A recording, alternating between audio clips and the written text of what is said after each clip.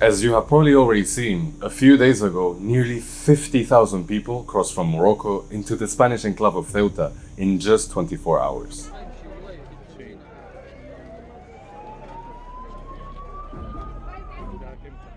But this isn't just another migration crisis. It's part of a pattern that has been shaping diplomatic relations between Spain, Morocco, and the European Union for years. However, to understand what's happening today, we have to go back to 2021.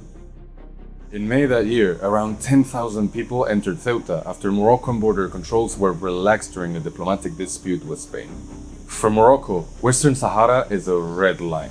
The trigger then was Madrid's decision to allow Brahim Ghali, the leader of the Polisario Front, which seeks independence for occupied Western Sahara, to receive medical treatment in Spain. Rabat viewed Spain's decision as a challenge to its sovereignty claims and responded by using mass migration for the first time as a tool for diplomatic pressure.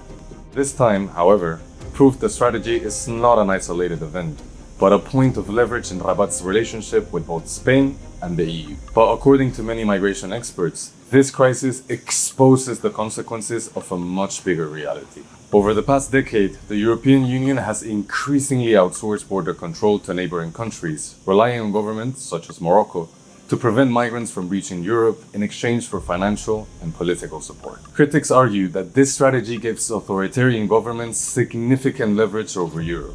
It's in these moments of political tension when migrants fleeing conflict, poverty, or instability become the ones who bear the cost of those geopolitical calculations. And once the migrants arrive, the political battle moves from the border to Madrid.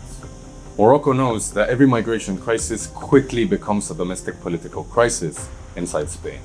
The Conservative People's Party and the far-right Vox have used the events in Ceuta to accuse Pedro Sanchez's government of failing to protect Spain's borders, while calling for tougher migration policies. Yet, the structural dilemma remains the same for any Spanish government: maintaining cooperation with Morocco while managing migration and navigating the unresolved question of Western Sahara while balancing relations with Algeria. But some observers see an even bigger geopolitical picture behind the crisis. Spain has taken one of Europe's strongest diplomatic positions against Israel's genocide in Gaza, while relations with the United States have recently been strained over defense issues involving NATO spending and the Iran war. Morocco, meanwhile, has strengthened its ties with both Washington and Israel in recent years.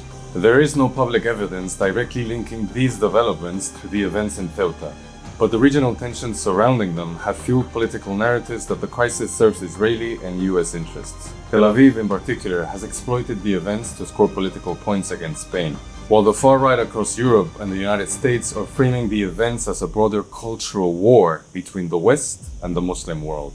So what do you think?